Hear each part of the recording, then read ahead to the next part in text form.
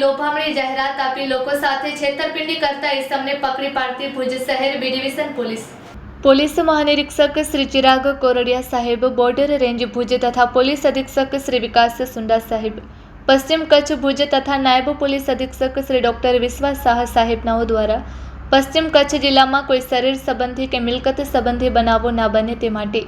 નિયમિત પેટ્રોલિંગ રાખવા જરૂરી સૂચનાઓ આપેલ હોય, જે અન્વયે ભુજ શહેર બી ડિવિઝન પોલીસ સ્ટેશનના પોલીસ ઇન્સ્પેક્ટર શ્રી એમ હેરમા સાહેબનાઓ દ્વારા ભુજ શહેર બી ડિવિઝન પોલીસ સ્ટેશન વિસ્તારમાં જરૂરી તકેદારી પેટ્રોલિંગ રાખી મિલકત સંબંધી કે શરીર સંબંધી બનાવ ના બને તથા આવા બનાવને કોઈ અંજામ આપવાની કોશિશમાં હોય તો તેઓને પકડી પાડવા જરૂરી માર્ગદર્શન આપેલ, જે અન્વયે સર્વેલન્સ સ્ટાફ પેટ્રોલિંગમાં હતા. દરમિયાન ખાનગી રાહે સંયુક્ત બાતમી હકીકત મળેલ કે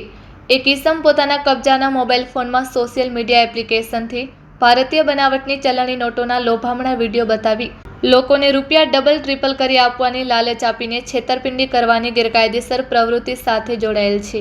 અને હાલે તે જથ્થાબંધ માર્કેટથી દીનદયાળ સર્કલ તરફ જતા રોડ ઉપર હાજર છે,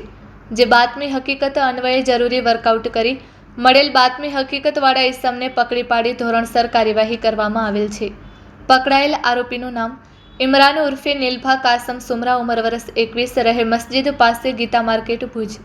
કબજે કરેલ મુદ્દામાલ સેમસંગ કંપની એન્ડ્રોઇડ મોબાઈલ નંગ 1, કિંમત રૂપિયા 10,000. આ મુદ્દામાલ સાથે આરોપી ઇસમને પકડી પાડવામાં આવેલ છે.